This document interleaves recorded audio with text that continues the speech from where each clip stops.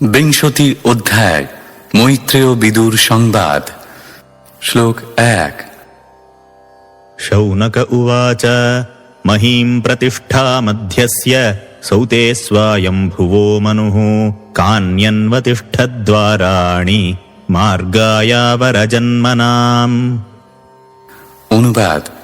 শ্রী শৌনক জিজ্ঞাসা করলেন, হে সুত গোস্বামী, পৃথিবী কক্ষপথে পুনরায় স্থাপিত হলে জড়জগতে জন্মগ্রহণকারী জীবেদের মুক্তির জন্য স্বয়ম্ভুব মনু কি মার্গ প্রদর্শন করেছিলেন? তাৎপর্য: স্বয়ম্ভুব মন্বন্তরে ভগবান আদি বরাহরূপে অবতরণ করেছিলেন, আর বর্তমান সময় হচ্ছে বৈবশত মন্বন্তর। প্রত্যেক মনুর কালের অবধি ৭২ চতুর্যুগ এবং এক চতুর্যুগের স্থিতি হচ্ছে ৪৩,২০,০০০ সৌরবৎসর। অতএব এক একজন মনুর রাজত্বকাল হচ্ছে ৪৩,২০,০০০ গুণিতক ৭২ সৌরবৎসর। প্রত্যেক মন্বন্তরে বিভিন্নভাবে বিভিন্ন প্রকার পরিবর্তন হয় এবং ব্রহ্মার একদিনে ১৪ মনুর আবির্ভাব হয়। এখানে বোঝা যায় যে জড়সুখ ভোগের জন্য জড়জগতে আগত বদ্ধ জীবেদের উদ্ধারের জন্য মনু শাস্ত্রবিধি প্রণয়ন করেন। ভগবান এতই কৃপাময় যে কেউ যখন এই জড়জগতে আনন্দ উপভোগ করতে চায় তখন তিনি তাদের সেই মনোবাসনা পূর্ণ করার জন্য সব রকম সুযোগ সুবিধা প্রদান করেন এবং সেই সঙ্গে তিনি তাদের মুক্তির পথও প্রদর্শন করেন। তাই শৌনক ঋষি সুত গোস্বামীর কাছে জিজ্ঞাসা করেছিলেন, পৃথিবীকে তার কক্ষপথে পুনঃস্থাপিত করা হলে স্বয়ম্ভুব মনু কি করেছিলেন? শ্লোক ২। ক্ষত্তা মহাভাগবতঃ কৃষ্ণস্যৈকান্তিকः সুহৃৎ यस्तत्याजाग्रजं কৃষ্ণে সাপত্যমঘবানিতি। অনুবাদ। ভগবানের ইচ্ছার বিরুদ্ধে ষড়যন্ত্র করার ফলে শতপুত্র সহ তার জ্যেষ্ঠ ভ্রাতার সঙ্গ যিনি ত্যাগ করেছিলেন, ভগবান শ্রীকৃষ্ণের পরম ভক্ত এবং সখা সেই বিদুরের সম্বন্ধে শৌনক ঋষি প্রশ্ন করেছিলেন। তাৎপর্য: এখানে যে ঘটনাটির উল্লেখ করা হয়েছে তা হচ্ছে বিদুর তাঁর জ্যেষ্ঠ ভ্রাতা ধৃতরাষ্ট্রের আশ্রয় ত্যাগ করে তীর্থযাত্রায় বেরিয়েছিলেন এবং হরিদ্বারে মৈত্রেয়ের সঙ্গে তাঁর সাক্ষাৎ হয়েছিল। এখানে মৈত্রেয় ঋষি এবং বিদুরের মধ্যে যে আলোচনা হয়েছিল, শৌনক ঋষি সেই সম্বন্ধে অনুসন্ধান করেছেন। বিদুরের যোগ্যতা ছিল যে তিনি কেবল ভগবানের সখাই ছিলেন না, তিনি ছিলেন ভগবানের মহান ভক্ত। শ্রীকৃষ্ণ যখন জ্ঞাতি ভ্রাতাদের মধ্যে ভুল বোঝাবুঝির অবসান ঘটিয়ে যুদ্ধ বন্ধ করার চেষ্টা করছিলেন, তখন কৌরবেরা তাঁর পরামর্শ গ্রহণ করতে অস্বীকার করেছিল। তাই তাদের প্রতি অসন্তুষ্ট হয়ে ক্ষত্তা বা বিদুর রাজপ্রাসাদ ত্যাগ করেছিলেন। ভক্তরূপে বিদুর দৃষ্টান্ত স্থাপন করেছিলেন যে কোথাও যদি শ্রীকৃষ্ণের সম্মান না করা হয় তাহলে সেই স্থানটি মানুষের বসবাসের অযোগ্য। ভক্ত তার নিজের ব্যাপারে সহিষ্ণু হতে পারেন, কিন্তু ভগবান অথবা ভগবানের ভক্তের প্রতি যদি অনুচিত আচরণ করা হয় তাহলে তার পক্ষে তা সহ্য করা উচিত নয়। এখানে অঘবান শব্দটি অত্যন্ত তাৎপর্যপূর্ণ, কেননা তা ইঙ্গিত করে যে ধৃতরাষ্ট্রের পুত্র কৌরবেরা কৃষ্ণের উপদেশ লঙ্ঘন করার পাপে যুদ্ধে পরাজিত হয়েছিল। শ্লোক ৩। দ্বৈপায়নাদনবরো মহিত্বে তস্য দেহজঃ সর্বাত্মনাশ্রিতঃ কৃষ্ণং তৎপরাংশ্চাপ্যনুরতঃ। অনুবাদ।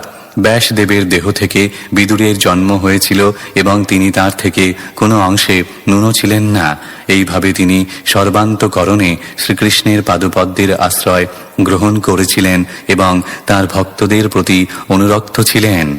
তাৎপর্য: বিদুরের ইতিহাস হল এই যে তার জন্ম হয়েছিল এক শূদ্র মাতার গর্ভে, কিন্তু তার পিতা ছিলেন ব্যাসদেব। তার ফলে তিনি কোনো অংশে ব্যাসদেব থেকে ন্যূন ছিলেন না। নারায়ণের অবতার এবং সমস্ত বৈদিক শাস্ত্রের প্রণেতা একজন মহান পিতার সন্তান হওয়ার ফলে বিদুরও ছিলেন একজন মহান ব্যক্তি। তিনি শ্রীকৃষ্ণকে তাঁর আরাধ্য ভগবান রূপে গ্রহণ করেছিলেন এবং সর্বান্তকরণে তাঁর উপদেশ পালন করেছিলেন। শ্লোক ৪। কিমন্বৎ পৃচ্ছন্মৈত্রেয়ং বিরজাস্তীর্থসেবয়া উপগম্য কুশাবর্ত আসীনম তত্ত্ববিত্তমম। অনুবাদ: পবিত্র তীর্থস্থানসমূহে পর্যটন করে বিদুর সর্বতোভাবে কলুষমুক্ত হয়েছিলেন এবং অবশেষে হরিদ্বারে পৌঁছে তিনি সর্বশ্রেষ্ঠ পরমার্থ তত্ত্ববিদ মহর্ষি মৈত্রের সাক্ষাৎ লাভ করেছিলেন এবং তার কাছে নানা রকম প্রশ্ন করেছিলেন। তাই শৌনক ঋষি জিজ্ঞাসা করেছেন, মৈত্রের কাছে বিদুর আর কি প্রশ্ন করেছিলেন?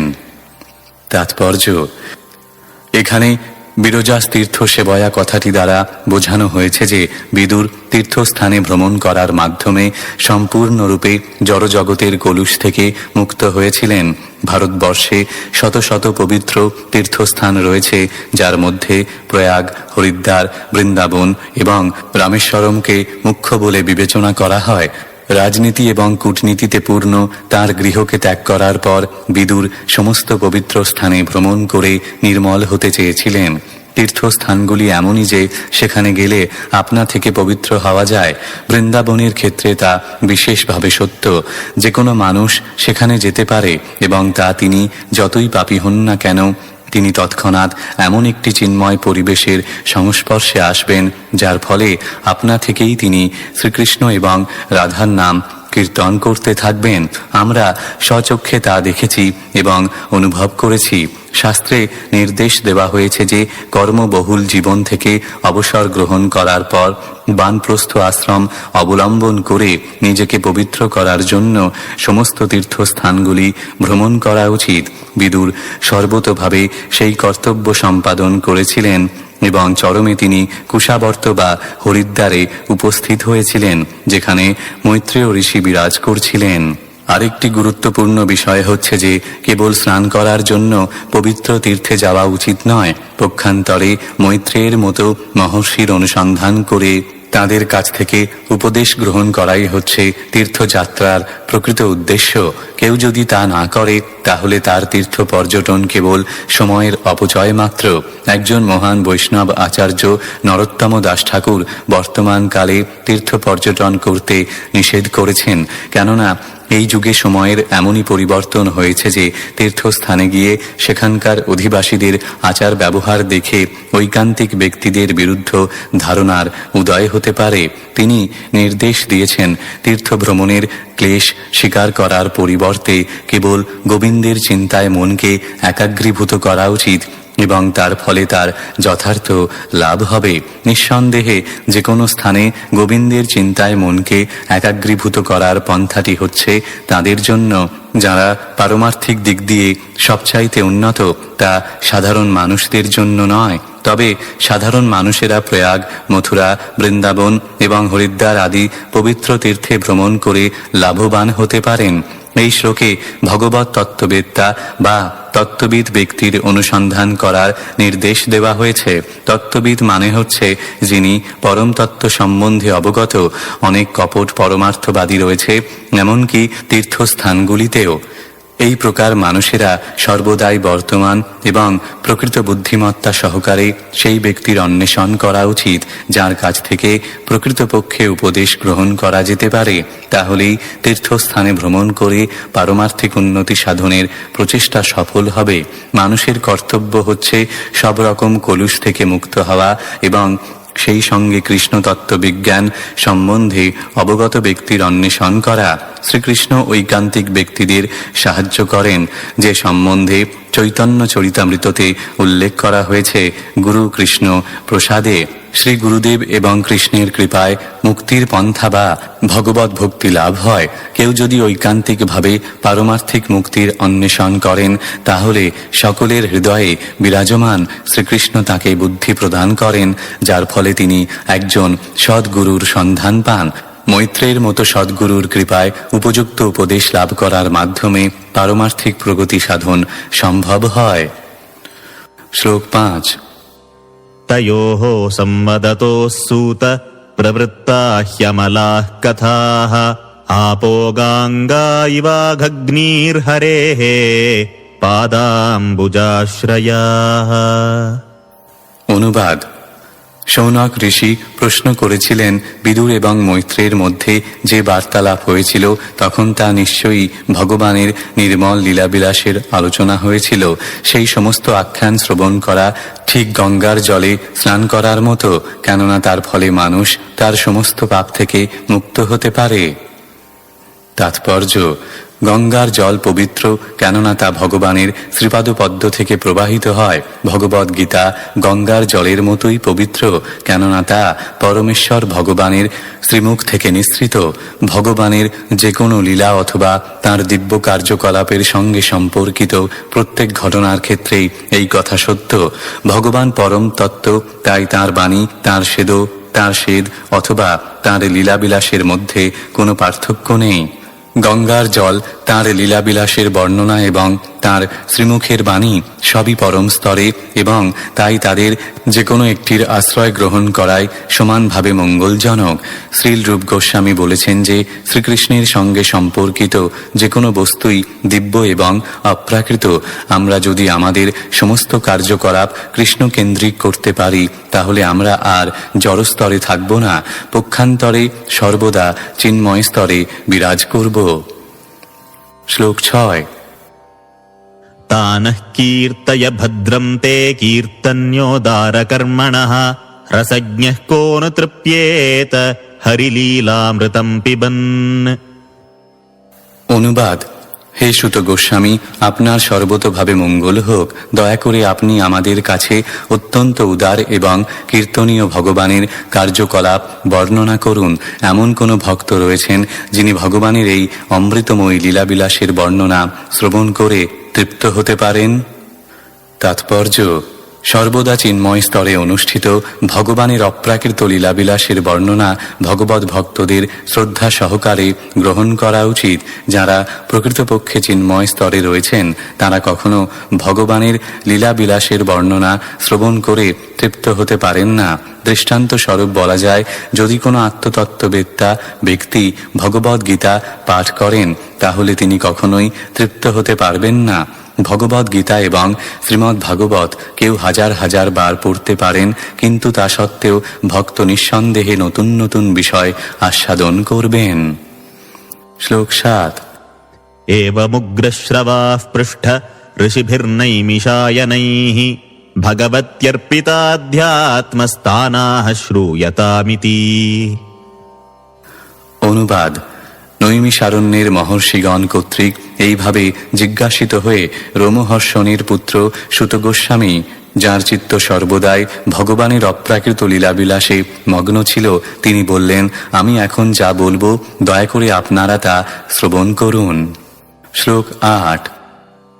सूत उवाच हरेर्धृतः क्रोढतनो स्वमायया निशम्य गोरुद्धरणं रसातलात् लीलां हिरण्याक्षमवज्ञया हतं सञ्जातहर्षो मुनिमाह भारतः। অনুবাদ: সুত গোস্বামী বলতে লাগলেন, স্বীয় দৈবী মায়ার প্রভাবে বরাহরূপধারী ভগবান কিভাবে লীলাচ্ছলে পৃথিবীকে রসাতল থেকে উদ্ধার করেছিলেন এবং অবলীলাক্রমে হিরণ্যাক্ষকে বধ করেছিলেন। সেই কথা শুনে ভরত বংশজ বিদুর অত্যন্ত আনন্দিত হয়েছিলেন। বিদুর তখন মৈত্রেয় ঋষিকে বলতে লাগলেন। তাৎপর্য: এখানে উল্লেখ করা হয়েছে যে ভগবান তাঁর স্বীয় শক্তির প্রভাবে বরাহরূপ ধারণ করেছিলেন। তাঁর রূপ প্রকৃতপক্ষে বদ্ধ জীবের রূপের মতো নয়। বদ্ধ জীবকে দৈবের বিধান অনুসারে বিশেষ শরীর ধারণ করতে হয়, কিন্তু এখানে স্পষ্টভাবে বলা হয়েছে যে কোনো বাহ্যিক শক্তির দ্বারা ভগবানকে জোর করে একটি বরাহের রূপ ধারণ করতে হয়নি। সেই তত্ত্ব ভগবদ গীতাতেও প্রতিপন্ন হয়েছে। ভগবান যখন এই পৃথিবীতে অবতরণ করেন তখন তিনি তাঁর অন্তরঙ্গা শক্তির দ্বারা উপযুক্ত রূপ ধারণ করেন। তাই ভগবানের রূপ কখনোই জড়া প্রকৃতি সম্ভূত নয়। মায়াবাদীদের ধারণা হচ্ছে ব্রহ্ম যখন কোনো রূপ ধারণ করে তখন সেই রূপ মায়িক। তা কখনো স্বীকার করা যায় না, কেননা মায়াবদ্ধ জীবেদের থেকে উৎকৃষ্ট হলেও পরমেশ্বর ভগবানের থেকে উৎকৃষ্ট নয়। তিনি সর্বদাই পরমেশ্বর ভগবানের নিয়ন্ত্রণাধীন, যে কথা ভগবদ্গীতায় প্রতিপন্ন হয়েছে। মায়া তার অধ্যক্ষতার অধীন। মায়া কখনো ভগবানকে অতিক্রম করতে পারে না। মায়াবাদীদের ধারণা জীব হচ্ছে পরম তত্ত্ব, কিন্তু মায়ার দ্বারা আচ্ছাদিত হয়েছে। তাদের এই মতবাদ সম্পূর্ণরূপে অবৈধ, কেননা মায়া কখনোই এত মহান হতে পারে না যার ফলে সে পরমেশ্বর ভগবানকে আচ্ছাদিত করতে পারে। মায়ার আবরণাত্মিকা শক্তি কেবল ব্রহ্মের বিভিন্ন অংশ জীবের ক্ষেত্রে কার্যকরী হতে পারে, পরম ব্রহ্মের ক্ষেত্রে নয়। শ্লোক 9। विदुर उवाच प्रजापतिपतिः सृष्ट्वा प्रजासर्गे प्रजापतीन् किमारभत मे ब्रह्मन् प्रब्रूह्यव्यक्तमार्गवित्। অনুবাদ। বিদুর বললেন, হে পবিত্র ঋষি, যেহেতু আপনি আমাদের অচিন্ত বিষয় সম্বন্ধে অবগত, তাই দয়া করে আমাকে বলুন, জীবেদের আদি জনক প্রজাপতিদের উৎপন্ন করার পর জীব সৃষ্টির জন্য ব্রহ্মা কি করেছিলেন? তাৎপর্য। এখানে অব্যক্ত মার্গবিদ কথাটি তাৎপর্যপূর্ণ। এই কথাটির অর্থ হচ্ছে আমাদের অনুভূতির অতীত বিষয় সম্বন্ধে যিনি অবগত। ইন্দ্রিয়ের অতীত বিষয় সম্বন্ধে জানতে হয় গুরু পরম্পরা ধারায় মহাজনদের কাছ থেকে। আমাদের পিতা যে কে সেই সম্বন্ধে জানাও আমাদের ইন্দ্রিয়ানুভূতির অতীত, তা জানতে হয় মায়ের কাছ থেকে। তেমনি আমাদের ইন্দ্রিয়ের অতীত যে বিষয় সেই সম্বন্ধে জানতে হয় তত্ত্ববেত্তা মহাজনদের কাছ থেকে। প্রথম অব্যক্ত মার্গবিদ বা মহাজন হচ্ছেন ব্রহ্মা, এবং সেই পরম্পরায় পরবর্তী মহাজন হচ্ছেন নারদ। মৈত্রেয় ঋষি সেই গুরু পরম্পরা ধারায় অন্তর্ভুক্ত, তাই তিনিও অব্যক্ত মার্গবিদ। গুরু শিষ্য পরম্পরা ধারায় যিনি অবস্থিত তিনি অব্যক্ত মার্গবিদ। সাধারণ ইন্দ্রিয় অনুভূতির অতীত যে বিষয় সেই সম্বন্ধে তিনি অবগত। শ্লোক 10। ये मरीच्यादयो विप्रायस्तु स्वायम्भुवो मनुः ते वै ब्रह्मण आदेशात् कथमेतदभावयन्। অনুবাদ। বিদুর প্রশ্ন করেছিলেন, মরীচি, স্বয়ম্ভুব মনু আদি প্রজাপতিগণ কিভাবে ব্রহ্মার নির্দেশ অনুসারে সৃষ্টি করেছিলেন এবং কিভাবে তাঁরা এই জগৎকে প্রকাশ করেছিলেন। শ্লোক 11। सद्वितीया किमसृजन् स्वतन्त्र्या उत कर्मसु आहोस्वित् संहताः सर्व इदं स्म समकल्पयन्। অনুবাদ। তাঁরা কি তাঁদের পত্নীদের সহযোগিতায় সৃষ্টি করেছিলেন, অথবা স্বতন্ত্রভাবে সৃষ্টি করেছিলেন, কিংবা সকলে মিলিত হয়ে এই জগৎ সৃষ্টি করেছিলেন? শ্লোক 12। मैत्रेय उवाच दैवेन दुर्वितक्येण परेणानिमिषेण च जातक्षोभाद् भगवतो महानासीद् गुणत्रयात्। অনুবাদ। মৈত্রেয় বললেন, প্রকৃতির গুণত্রয়ের সাম্য অবস্থা যখন জীবের অদৃষ্ট মহাবিষ্ণু এবং কালশক্তির দ্বারা ক্ষোভিত হয় তখন মহত্তত্ত্ব উৎপন্ন হয়। তাৎপর্য। এখানে অত্যন্ত প্রাঞ্জলভাবে ভৌতিক সৃষ্টির কারণ বর্ণনা করা হয়েছে। প্রথম কারণ হচ্ছে দৈব বা বদ্ধজীবের অদৃষ্ট। যে সমস্ত বদ্ধজীব ইন্দ্রিয় সুখভোগের জন্য ভ্রান্তিবশত প্রভু হতে চায় তাদের জন্য এই জড় সৃষ্টি বিদ্যমান। বদ্ধজীব যে কখন জড়া প্রকৃতির উপর প্রথম প্রভুত্ব করার বাসনা করেছিল তার ইতিবৃত্ত নির্ধারণ করা সম্ভব নয়, কিন্তু বৈদিক শাস্ত্রে আমরা সবসময় দেখতে পাই যে বদ্ধজীবের ইন্দ্রিয় সুখের নিমিত্ত এই জড়জগৎ সৃষ্টি হয়েছে। খুব সুন্দর একটি শ্লোকে বর্ণনা করা হয়েছে যে জীব যখন ভগবানকে সেবা করার কর্তব্য বিস্মৃত হয়ে ইন্দ্রিয় সুখ উপভোগ করতে চায় তখন সে তার ইন্দ্রিয় সুখের অনুকূল একটি পরিবেশের সৃষ্টি করে যাকে বলা হয় মায়া, এবং সেইটি হচ্ছে জড় সৃষ্টির কারণ। এখানে দুর্বিতর্কেন শব্দটি ব্যবহার করা হয়েছে। বদ্ধজীব যে কখন কিভাবে ইন্দ্রিয় সুখ ভোগের বাসনা করেছিল সেই সম্বন্ধে কেউ তর্ক করতে পারে না, কিন্তু তার কারণটি রয়েছে। বদ্ধ জীবেদের ইন্দ্রিয় তৃপ্তি সাধনের জন্যই এই জড়া প্রকৃতি এবং তা সৃষ্টি করেছেন পরমেশ্বর ভগবান।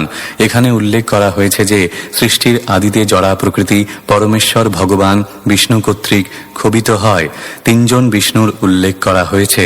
একজন হচ্ছেন মহাবিষ্ণু, অপরজন গর্ভদোকসায়ী বিষ্ণু এবং তৃতীয়জন ক্ষীরদোকসায়ী বিষ্ণু। শ্রীমদ্ ভাগবতের প্রথম স্কন্ধে এই তিনজন বিষ্ণুর সম্বন্ধে আলোচনা করা হয়েছে এবং এখানেও প্রতিপন্ন হয়েছে যে বিষ্ণু হচ্ছেন সৃষ্টির কারণ। ভগবদ গীতা থেকেও আমরা জানতে পারি যে কৃষ্ণ বা বিষ্ণুর দৃষ্টিপাত রূপ অধ্যক্ষতায় প্রকৃতি সক্রিয় হয় এবং এখনও তার কার্যশীলতা বর্তমান, কিন্তু ভগবান অপরিবর্তনীয়। ভ্রান্তিবশত কারোরই মনে করা উচিত নয় যে যেহেতু পরমেশ্বর ভগবান থেকে জড় সৃষ্টি উদ্ভূত হয়েছে তাই তিনি এই জড় জগতে রূপান্তরিত হয়েছেন। তিনি সর্বদাই তার অপরিবর্তনীয় স্বরূপে বিরাজমান, কিন্তু জড় জগৎ তার অচিন্ত শক্তির প্রভাবে প্রকাশিত হয়েছে। সেই শক্তির ক্রিয়া উপলব্ধি করা কঠিন, কিন্তু বৈদিক শাস্ত্র থেকে জানা যায় যে বদ্ধ জীব তার নিজের অদৃষ্ট সৃষ্টি করে এবং পরমাত্মা রূপে তার নিত্য সহচর পরমেশ্বর ভগবানের অধ্যক্ষতায় প্রকৃতির নিয়মে সে বিশেষ একটি শরীর প্রাপ্ত হয়। শ্লোক 13। रजः प्रधानान् महतस्त्रिलिङ्गो दैवचोदितात् जातः ससर्जभूतानिर्वियदादीनि पञ्चशः। অনুবাদ: জীবের অদৃষ্টির প্রেরণায় রজগুণ প্রধান মহত্তত্ত্ব থেকে 3 প্রকার অহংকারের উদ্ভব হয়েছিল। সেই অহংকার থেকে 5টি করে তত্ত্বের উদ্ভব হয়েছে। তাৎপর্য: আদি প্রকৃতি ত্রিগুণাত্মিকা এবং তার থেকে 4টি ভাগে 5টি করে তত্ত্বের উৎপন্ন হয়। প্রথম ভাগটিকে বলা হয় পঞ্চমহাভূত এবং তাতে রয়েছে মাটি, জল, আগুন, বায়ু ও আকাশ। দ্বিতীয় বিভাগটিকে বলা হয় পঞ্চতন্মাত্র, যা হচ্ছে সূক্ষ্ম উপাদান, শব্দ, স্পর্শ, রূপ, রস এবং গন্ধ। তৃতীয় বিভাগটি হচ্ছে পঞ্চ জ্ঞানেন্দ্রিয়, চক্ষু, কর্ণ, নাসিকা, জিহ্বা এবং ত্বক। চতুর্থ বিভাগটি হচ্ছে পঞ্চকর্মেন্দ্রিয়, বাক, পানি, পাদ, পায়ু এবং উপস্থ। কেউ কেউ বলেন যে 5টি করে 5টি বিভাগ রয়েছে। সেইগুলি হচ্ছে পঞ্চতন্মাত্র, পঞ্চমহাভূত, পঞ্চ জ্ঞানেন্দ্রিয়, পঞ্চকর্মেন্দ্রিয় এবং পঞ্চম বিভাগটি হচ্ছে এই সমস্ত বিভাগগুলির নিয়ন্ত্রণাকারী পঞ্চদেবতা। শ্লোক 14। तानि चैकैकशः स्रष्टुमसमर्थानि भौतिकम् संहत्य दैवयोगेन हैममण्डमवासृजन्। অনুবাদ: পৃথক পৃথক ভাবে জড়জগৎ সৃষ্টি করতে অক্ষম হয়ে ওই সমস্ত উপাদানগুলি পরমেশ্বর ভগবানের শক্তি সহযোগে মিলিতভাবে একটি সুবর্ণময় অণ্ড সৃষ্টি করেছিল। শ্লোক 15। सोषयिष्टाब्धिसलिले आण्डकोशो निरात्मकः साग्रं वै वर्षसहस्रम् अन्ववात्सीत्तमीश्वरः। অনুবাদ: সেই হিরণ্ময় অণ্ডটি অচেতন অবস্থায় 1,000 বৎসরেরও অধিক কাল কারণ সমুদ্রের জলে শায়িত ছিল। তারপর ভগবান গর্ভদোকসায়ী বিষ্ণুরূপে তাতে প্রবেশ করেন। তাৎপর্য: এই শ্লোকটি থেকে প্রতীত হয় যে সবকটি ব্রহ্মাণ্ড কারণ সমুদ্রে ভাসমান থাকে। শ্লোক 16। तस्य नाभेरभूत्पद्मम् सहस्रार्कोरुदीधिति सर्वजीवनिकायौको यत्र स्वयमभूत्स्वराट्। অনুবাদ: গর্ভদোকসায়ী বিষ্ণুর নাভি থেকে একটি সহস্র সূর্যের মতো উজ্জ্বল পদ্ম উদ্ভূত হয়েছিল।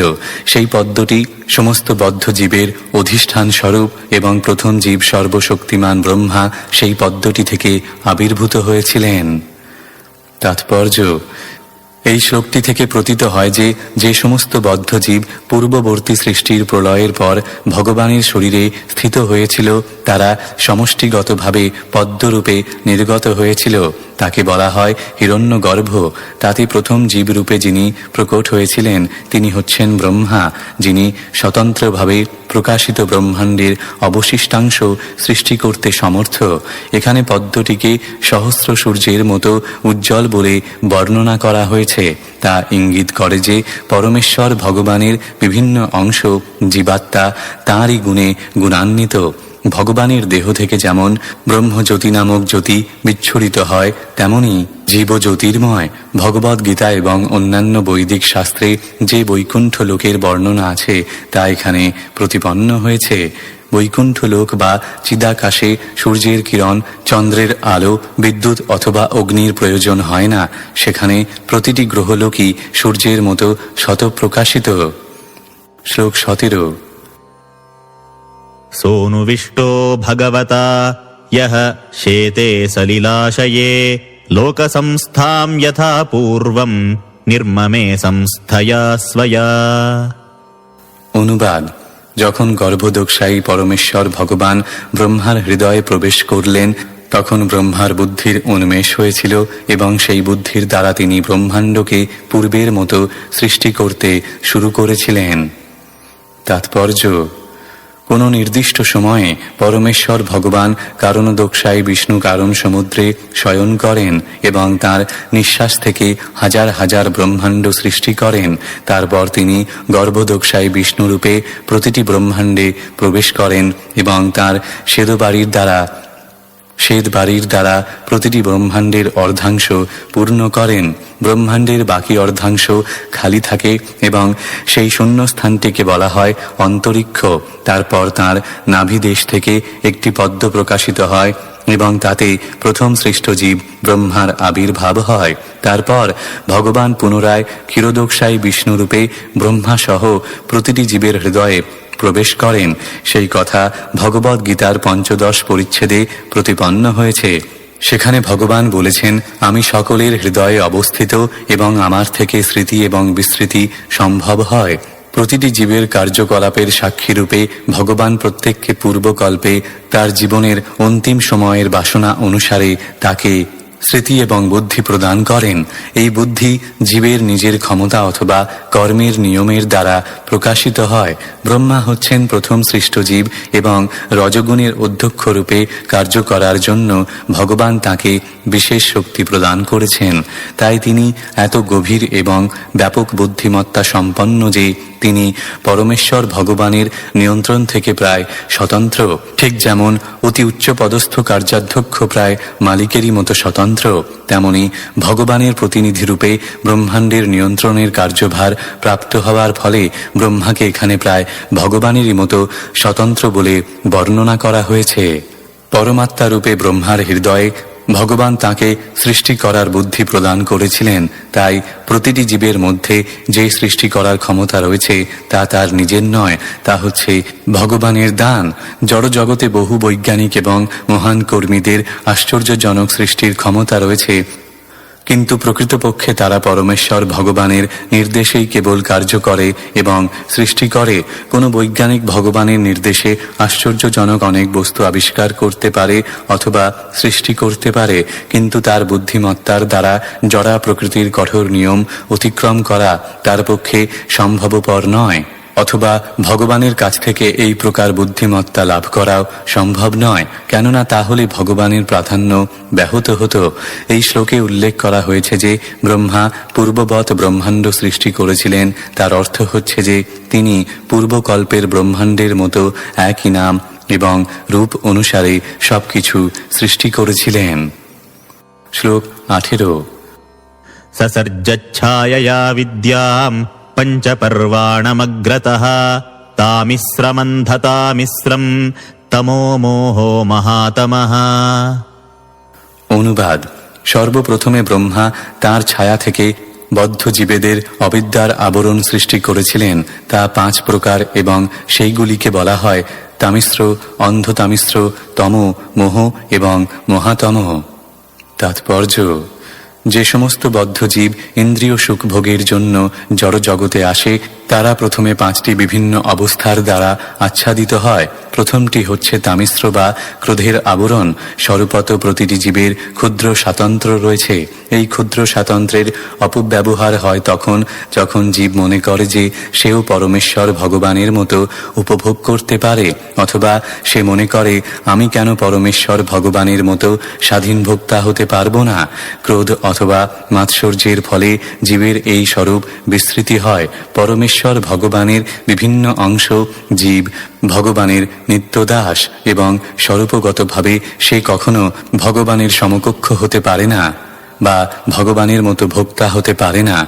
কিন্তু সে যখন সেই কথা ভুলে গিয়ে ভগবানের মতো হতে চায় তখন তার অবস্থাকে বলা হয় তামিশ্র। এমনকি পারমার্থিক উপলব্ধির ক্ষেত্রেও জীবের পক্ষে এই তামিশ্র মনোভাব অতিক্রম করা কঠিন। জড়জগতের বন্ধন থেকে মুক্ত হওয়ার চেষ্টা করতে গিয়েও অনেকে পরমেশ্বর ভগবানের সঙ্গে এক হয়ে যেতে চায়। এমনকি তাদের পারমার্থিক কার্যকলাপেও তামিশ্রের এই নিকৃষ্ট মনোভাব থেকে যায়। অন্ধ তামিশ্র হচ্ছে মৃত্যুকে চরম সমাপ্তি বলে মনে করা। নাস্তিকেরা সাধারণত মনে করে যে তাদের জড়দেহটি হচ্ছে তাদের প্রকৃত স্বরূপ এবং যখন তাদের দেহাবসান হবে তখন সবকিছু শেষ হয়ে যাবে। তাই যতদিন তাদের দেহের অস্তিত্ব থাকে ততদিন তারা যতখানি সম্ভব জীবনকে উপভোগ করতে চায়। তাদের মতবাদ হচ্ছে যতদিন বেঁচে আছো ততদিন সুখে বেঁচে থাকো। সেই জন্য যদি তথাকথিত পাপকর্মও করতে হয় তাতে কোনো ক্ষতি নেই। ভালোভাবে খেয়ে পরে থাকতে হবে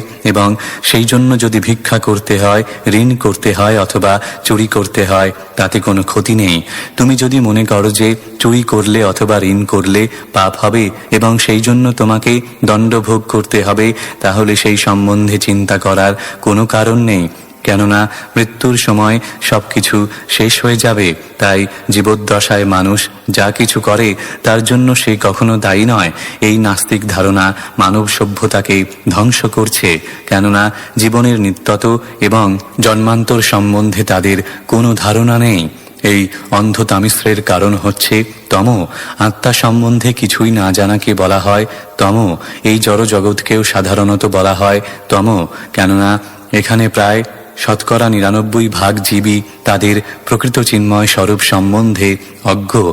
প্রায় সকলেই মনে করছে যে তার জড়দেহটি হচ্ছে তার স্বরূপ এবং চিন্ময় আত্মা সম্বন্ধে তার কোনো ধারণাই নেই। এই ভ্রান্ত ধারণার দ্বারা পরিচালিত হয়ে মানুষ সর্বদা মনে করে এইটি আমার দেহ এবং এই দেহের সঙ্গে সম্পর্কিত যা কিছু তা সবই আমার। এই প্রকার পথভ্রষ্ট জীবেদের জড় অস্তিত্বের ভিত্তি হচ্ছে যৌন জীবন। প্রকৃতপক্ষে বদ্ধ জীব এই জড়জগৎ সম্বন্ধে অজ্ঞ এবং তারা কেবল যৌন জীবনের দ্বারা পরিচালিত হয়। যখনই তাদের সেই যৌন জীবনের সুযোগ লাভ হয় তারা তখনই তাদের তথাকথিত গৃহ, মাতৃভূমি, সন্তান সন্ততি, ধন ও ঐশ্বর্য ইত্যাদির প্রতি আসক্ত হয়ে পড়ে। এই আসক্তি যতই বর্ধিত হতে থাকে মোহ বা দেহাত্ম বুদ্ধি ততই বৃদ্ধি পেতে থাকে। তার ফলে আমি এই দেহ এবং এই দেহের অধিকৃত যা কিছু তা সবই আমার, এই ভাবনাও বৃদ্ধি পেতে থাকে। সমগ্র জগৎ যখন মোহের দ্বারা আচ্ছন্ন হয় তখন সাম্প্রদায়িক সমাজ, পরিবার এবং জাতীয়তাবাদের সৃষ্টি হয় এবং তার ফলে তারা পরস্পরের সঙ্গে যুদ্ধে প্রবৃত্ত হয়। মহামোহ মানে হচ্ছে জড়সুখ ভোগের প্রতি উন্মত্ত হওয়া। বিশেষ করে এই কলিযুগে সকলকেই উন্মত্তের মতো জড়সুখ ভোগের জন্য বিভিন্ন সামগ্রী সঞ্চয়ে ব্যস্ত। তার একটি অত্যন্ত সুন্দর বর্ণনা বিষ্ণু পুরাণে দেওয়া হয়েছে। तमो विवेको मोह स्याद अंतःकरण विभ्रमः महामोहस्तु विज्ञेये ग्रामभोग सुखैष्ण मरणम हि अद्धंता मिश्रम तमिश्रम क्रोध उच्यते अविद्या पंचपर्वेशा प्रादुर्भूता महात्मनः। श्लोक 19। विससर्जात्मनः कायम् नाभिनन्दस्तमोमयम् जगृहुर्यक्षरक्षांसि रात्रिम् क्षुतृट्समुद्भवम्। অনুবাদ। বিরক্ত হয়ে ব্রহ্মা সেই অবিদ্যাময় শরীর ত্যাগ করেছিলেন। সেই শরীর রাত্রিতে পরিণত হল এবং যক্ষ ও রাক্ষসেরা তা অধিকার করার জন্য তৎপর হয়েছিল। সেই রাত্রি ক্ষুধা এবং তৃষ্ণার উদ্ভবস্থল। শ্লোক 20। क्षुत्रिभ्यामुपसृष्टास्ते तं जग्धुमभिदुद्रुवुः मा रक्षतैनं जक्षध्वम् इत्यूचुः क्षुत्रिडर्तिताः। অনুবাদ: ক্ষুধা এবং তৃষ্ণায় কাতর হয়ে তারা ব্রহ্মাকে ভক্ষণ করার জন্য চতুর্দিক থেকে ধাবিত হয়েছিল এবং চিৎকার করে বলেছিল, একে ছেড়ো না, একে খেয়ে ফেলো।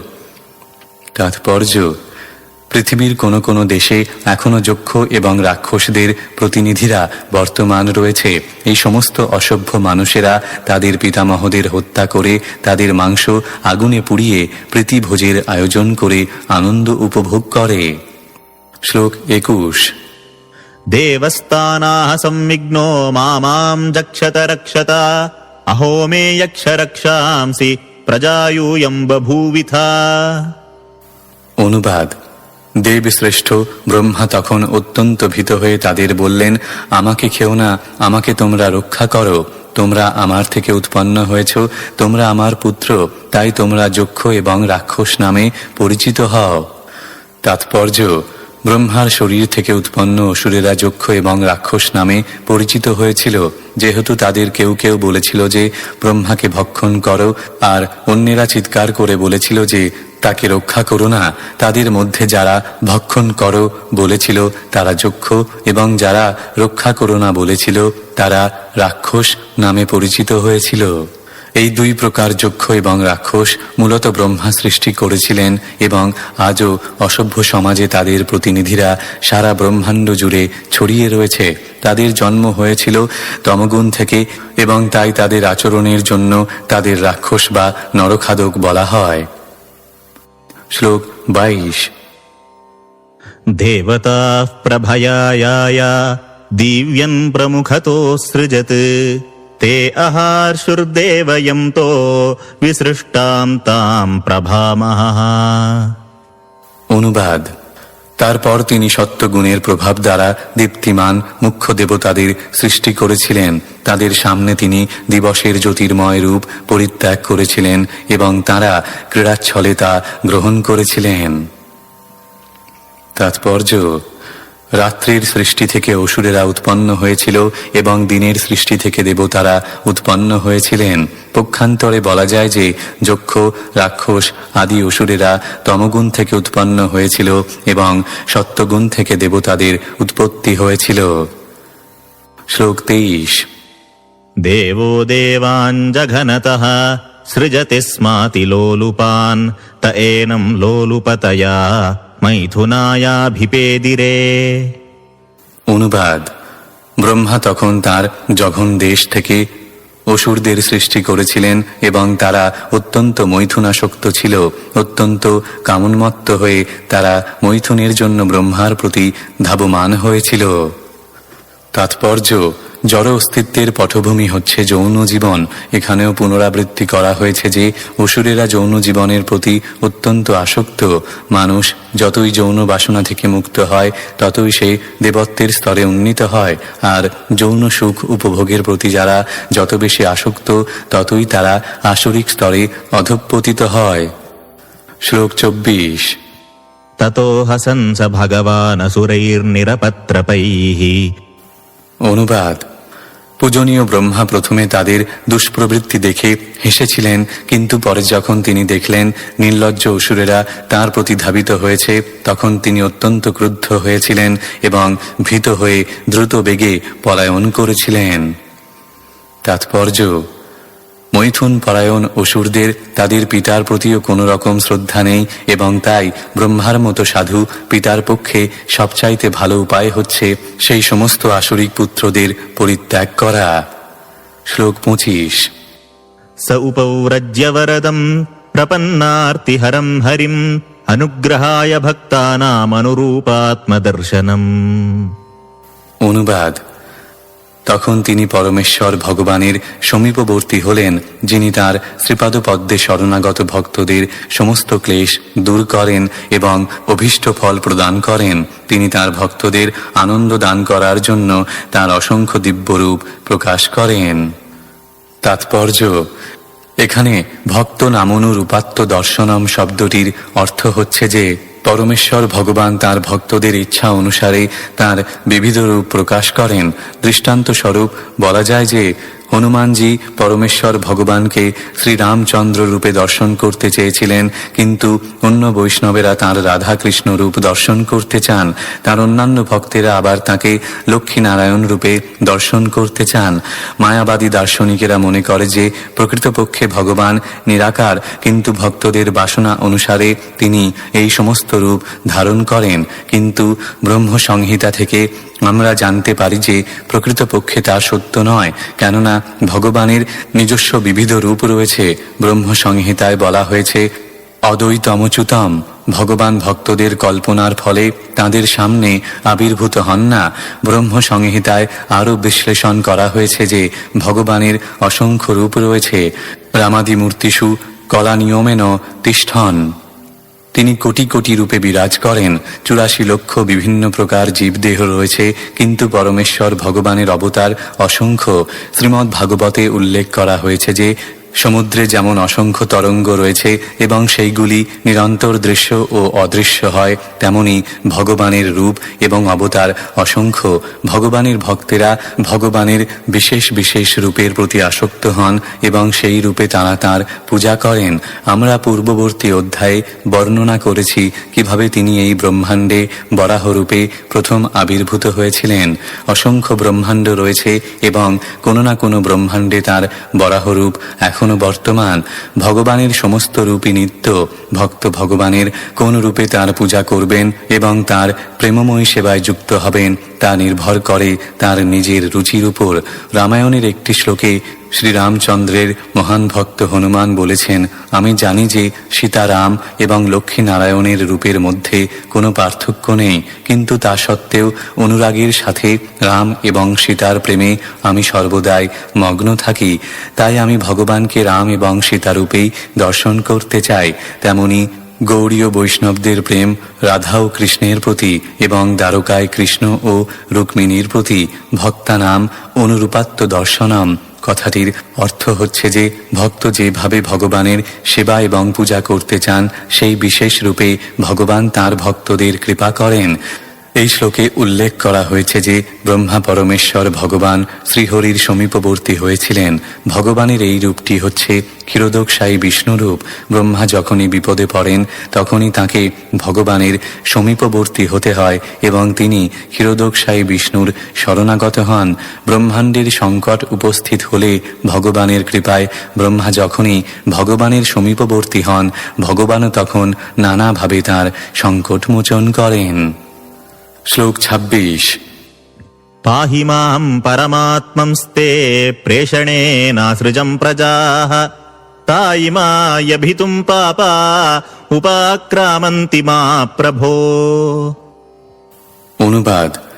ভগবানের সমীপবর্তী হয়ে ব্রহ্মা তাঁকে এইভাবে বলেছিলেন, হে প্রভু, এই সমস্ত পাপিষ্ঠ অসুরদের থেকে আমাকে রক্ষা করুন, যাদের আমি আপনার নির্দেশ অনুসারে সৃষ্টি করেছি, কিন্তু তারা মৈথুনাসক্ত হয়ে এখন আমাকে ধর্ষণ করতে উদ্যত হয়েছে।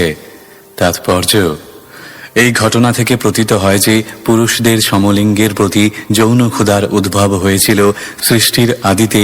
ব্রহ্মা যখন অসুরদের সৃষ্টি করেছিলেন তখন থেকে, অর্থাৎ পুরুষদের প্রতি পুরুষদের যে সমলিঙ্গ আকর্ষণ তা আসুরিক এবং তা সাধারণ জীবনে কোনো সুস্থ মস্তিষ্ক সম্পন্ন মানুষের জন্য নয়। শ্লোক 27। त्वमेव किल लोकानां क्लिष्टानां क्लेशनाशनः त्वमेकः क्लेशदस्तेषामनासन्नपदां तव। অনুবাদ। হে প্রভু, আপনি কেবল ক্লেশপ্রাপ্ত জনগণের ক্লেশ সংহারক এবং যারা আপনার চরণারবিন্দে শরণ গ্রহণ করে না তাদের আপনি ক্লেশ দান করেন। তাৎপর্য: ক্লেশ দস্তে সামনাসন্ন পদাং তব কথাগুলি সূচিত করে যে ভগবানের দুইটি কার্য রয়েছে।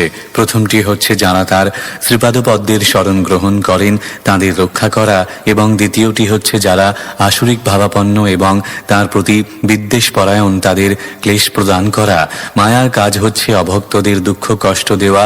এখানে ব্রহ্মা বলেছেন, আপনি শরণাগত ব্যক্তিদের রক্ষাকর্তা, তাই আমি আপনার শ্রীপাদপদ্মের শরণ গ্রহণ করছি। দয়া করে আপনি এই অসুরদের থেকে আমাকে রক্ষা করুন। শ্লোক 28। सोऽवधायास्य कार्पण्यं विविक्ताध्यात्मदर्शनः विमुञ्चात्मतनुं घोरामित्युक्तो विमुमोचः। অনুবাদ: অন্যের মন যিনি সম্যক রূপে দর্শন করতে পারেন, সেই পরমেশ্বর ভগবান শ্রীহরি ব্রহ্মার ক্লেশ দর্শন করে তাকে বলেছিলেন, তোমার এই কলুষিত শরীর ত্যাগ করো। এইভাবে ভগবান কর্তৃক আদিষ্ট হয়ে ব্রহ্মা তাঁর দেহ ত্যাগ করেছিলেন। তাৎপর্য: ভগবানকে এখানে বিবিক্তাধ্যাত দর্শনও বলে বর্ণনা করা হয়েছে। যদি এমন কেউ থাকেন যিনি সম্মুখ রূপে অপরের দুঃখ দুর্দশা নিঃসন্দেহে দর্শন করতে পারেন, তিনি হচ্ছেন ভগবান। কেউ যখন দুর্দশা ক্লিষ্ট হয়ে তার বন্ধুর কাছে সাহায্য প্রার্থনা করে, তখন প্রায়ই তার বন্ধু তার দুঃখ দুর্দশার মাত্রা অনুভব করতে পারে না। কিন্তু পরমেশ্বর ভগবানের পক্ষে তা কঠিন নয়। পরমাত্মা রূপে পরমেশ্বর ভগবান প্রতিটি জীবের হৃদয়ে বিরাজ করছেন এবং তিনি প্রত্যক্ষভাবে তার দুঃখ দুর্দশার কারণ দর্শন করতে পারেন। ভগবদ গীতায় ভগবান বলেছেন, সর্বস্ব চাহং হৃদি সন্নিবিষ্ট। আমি সকলের হৃদয়ে বিরাজ করি এবং আমার থেকেই স্মৃতি এবং বিস্মৃতি উৎপন্ন হয়। এইভাবে কেউ যখন সর্বতভাবে পরমেশ্বর ভগবানের শরণাগত হন, তখন তিনি দেখতে পান যে ভগবান তাঁর হৃদয়ে বিরাজ করছেন।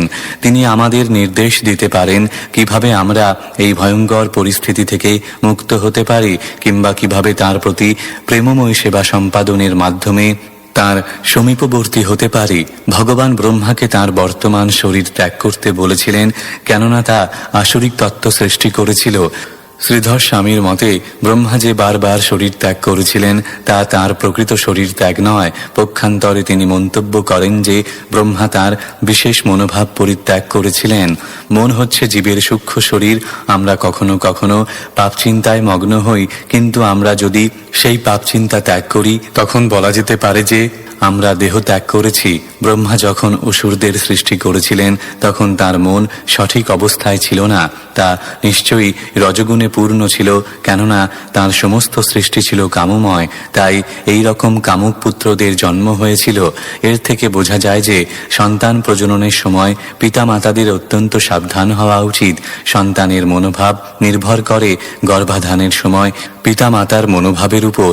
তাই বৈদিক ব্যবস্থায় সন্তান উৎপাদনের জন্য গর্ভাধান সংস্কারের পদ্ধতি রয়েছে। সন্তান উৎপাদনের পূর্বে পিতা মাতাকে তাদের মহাচ্ছন্ন চিত্তবৃত্তি পবিত্র করতে হয়। পিতা মাতা যখন পরমেশ্বর ভগবানের শ্রীপাদপদ্মে মনোনিবেশ করেন এবং সেই অবস্থায় যদি সন্তানের জন্ম হয়, তখন স্বাভাবিকভাবেই ভগবত ভক্ত সুসন্তান লাভ হয়। সমাজ যখন এই প্রকার সাধু প্রকৃতির মানুষে পূর্ণ হয়, তখন আর আসরিক প্রবৃত্তির দ্বারা উৎপাত হয় না।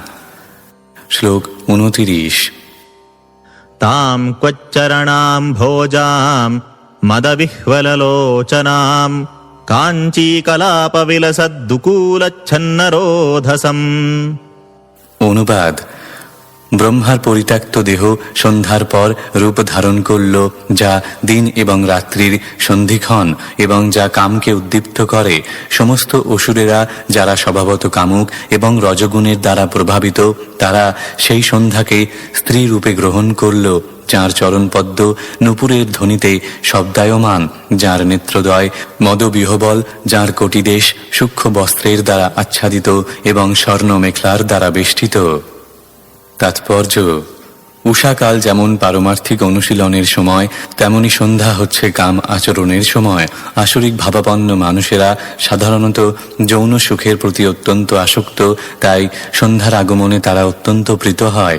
অসুরেরা সন্ধ্যাকে এক সুন্দরী রমণী রূপে কল্পনা করেছিল এবং বিভিন্নভাবে তারা তার স্তুতি করতে শুরু করেছিল। তারা মনে করেছিল যে তার চরণ পদ্ম নূপুরের ধ্বনিতে শব্দায়মান, তার কটিদেশ মেখলা বেষ্টিত, তার স্তনযুগল অত্যন্ত সুন্দর এবং তাদের কামের তৃপ্তি সাধনের জন্য তারা তাদের সম্মুখে সেই সুন্দরী রমণীকে কল্পনা করেছিল। শ্লোক 30।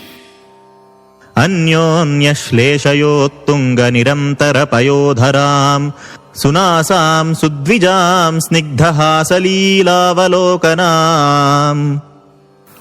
অনুবাদ: তার পয়োধরদ্বয় পরস্পর উপমর্দনের ফলে অত্যন্ত উন্নত এবং ব্যবধান শূন্য হয়ে শোভিত। তার নাসিকা ও দন্ত অতি সুন্দর, তার অধরে অতি সুন্দর এক হাসি খেলা করছিল এবং তিনি লীলাচ্ছলে অসুরদের প্রতি কটাক্ষপাত করেছিলেন। শ্লোক 31। गूहन्तीम् व्रीडयात्मानम् नीलालकवरूथिनीम् उपलभ्यासुरा धर्म सर्वे सुमुहुः स्त्रियम्। অনুবাদ: তার কুঞ্চিত কেশদাম ঘনশ্যাম বর্ণ এবং তিনি যেন লজ্জিত হয়ে নিজেকে আবৃত করেছিলেন, সেই রমণীকে দর্শন করে অসুরেরা যৌন ক্ষুধাবশত তার প্রতি অনুরক্ত হয়েছিল। তাৎপর্য: অসুর এবং দেবতাদের মধ্যে পার্থক্য হচ্ছে যে সুন্দরী রমণী সহজেই অসুরদের চিত্ত আকর্ষণ করে, কিন্তু দিব্য ভাবাপন্ন মানুষদের তারা আকর্ষণ করতে পারে না। দিব্য ভাবাপন্ন মানুষ জ্ঞানে পূর্ণ আর আসরিক ভাবাপন্ন মানুষ অজ্ঞানে আচ্ছন্ন। ঠিক যেমন একটি শিশু সুন্দর পুতুলের প্রতি আকৃষ্ট হয়, তেমনি অজ্ঞানে আচ্ছন্ন নির্বোধ অসুর যৌন ক্ষুধার বশে জাগতিক সৌন্দর্যের প্রতি আকৃষ্ট হয়। দিব্য ভাবাপন্ন মানুষ জানেন যে সুন্দর পোশাকে সজ্জিত এবং অলঙ্কৃত উন্নত স্তন, সুডৌল নিতম্ব, সুন্দর নাসিকা এবং সুন্দর গায়ের রঙের আকর্ষণ হচ্ছে মায়া। স্ত্রী লোকেরা যে সৌন্দর্য প্রদর্শন করে তা কেবল রক্ত মাংসের সমন্বয় মাত্র। শ্রী শঙ্করাচার্য সমস্ত মানুষদের উপদেশ দিয়েছেন রক্ত মাংসের এই সমন্বয়ের প্রতি আকৃষ্ট না হয়ে পারমার্থিক জীবনের প্রকৃষ্ট সৌন্দর্যের প্রতি আকৃষ্ট হতে। প্রকৃত সৌন্দর্য হচ্ছে কৃষ্ণ এবং রাধা। যিনি রাধা এবং কৃষ্ণের সৌন্দর্যের প্রতি আকৃষ্ট হয়েছেন তিনি কখনো এই জড় জগতের মিথ্যা সৌন্দর্যের প্রতি আকৃষ্ট হতে পারেন না। এইটি হচ্ছে অসুর এবং দিব্য ভাবাপন্ন ব্যক্তি বা ভগবত ভক্তের মধ্যে পার্থক্য। শ্লোক 32। अहो रूपमहो धैर्यमहो अस्या नवम् वयः मध्ये कामयमानानामकामेव विसर्पति। অনুবাদ: তার প্রশংসা করে অসুরেরা বলতে লাগলো, আহা কি অপূর্ব সৌন্দর্য, কি অস্বাভাবিক আত্মসংযম, কি মনোহর নবীন যৌবন। তার প্রতি কামাসক্ত আমাদের সকলের মধ্যে সে সম্পূর্ণরূপে কামমুক্তের মতো বিচরণ করছে। শ্লোক 33। वितर्कयन्तो बहुधा ताम् सन्ध्याम् प्रमदाकृतिम् अभिसम्भाव्य विश्रम्भात् पर्यपृच्छन् कुमेधसः। অনুবাদ: সেই কুবুদ্ধি সম্পন্ন অসুরেরা প্রমোদাকৃতি সন্ধ্যাকে একজন যুবতী স্ত্রী রূপে বিবেচনা করে বহু প্রকার তর্ক বিতর্ক করেছিল। তারপর প্রণয়বশত শ্রদ্ধা সহকারে তাকে জিজ্ঞাসা করেছিল। শ্লোক 34। कासि कस्यासि रम्भोरुको वार्थस्तेऽत्र भामिनी रूपद्रविणपण्येन दुर्भगान्नो विबाधसे। অনুবাদ: হে সুন্দরী বালিকা, তুমি কে? তুমি কার পত্নী অথবা কার কন্যা? আর কি উদ্দেশ্যে তুমি আমাদের সম্মুখে এখানে প্রকট হয়েছ? তোমার এই অমূল্য সৌন্দর্য রূপ পণ্য দ্রব্যের দ্বারা কেন তুমি দুর্ভাগা আমাদের প্রলুব্ধ করছ? তাৎপর্য: এখানে অসুরদের মন জড় জগতের মিথ্যা সৌন্দর্যের প্রতি যে কিভাবে বিমোহিত হয় তা ব্যক্ত হয়েছে। অসুরেরা এই জড় জগতের ত্বকের সৌন্দর্যের জন্য যে কোনো মূল্য দিতে প্রস্তুত থাকে। তারা দিনরাত কঠোর পরিশ্রম করে, কিন্তু এই কঠোর পরিশ্রমের উদ্দেশ্য হচ্ছে যৌন জীবন উপভোগ করা। কখনো কখনো তারা যোগ শব্দটির অর্থ না জেনে নিজেদের কর্মযোগী বলে প্রচার করে। যোগ শব্দটির অর্থ হচ্ছে পরমেশ্বর ভগবানের সঙ্গে যুক্ত হওয়া বা কৃষ্ণ ভাবনাময় হয়ে কর্ম করা। কেউ যখন তার বৃত্তি নির্বিশেষে কঠোর পরিশ্রম করে এবং তার কর্মের ফল পরমেশ্বর ভগবান শ্রীকৃষ্ণের উদ্দেশ্যে নিবেদন করে তাকে বলা হয় কর্মযোগী। শ্লোক 35। या वा काचित्त्वमबले दिष्ट्या सन्दर्शनं तव उत्सुनोषीक्षमाणानां कन्दुकक्रीडया मनः। অনুবাদ: হে অবলে, তুমি যেই হও না কেন, আমাদের ভাগ্য বশে তোমার দর্শন পেয়েছি। তুমি যখন কন্দুক নিয়ে খেলা করো, তখন সমস্ত দর্শকদের মন তুমি বিচলিত করো। তাৎপর্য: অসুরেরা সুন্দরী রমণীর সৌন্দর্য দর্শন করার জন্য নানা প্রকার অনুষ্ঠানের আয়োজন করে। এখানে উল্লেখ করা হয়েছে যে তারা সেই বালকটিকে একটি কন্দুক নিয়ে খেলতে দেখেছিল।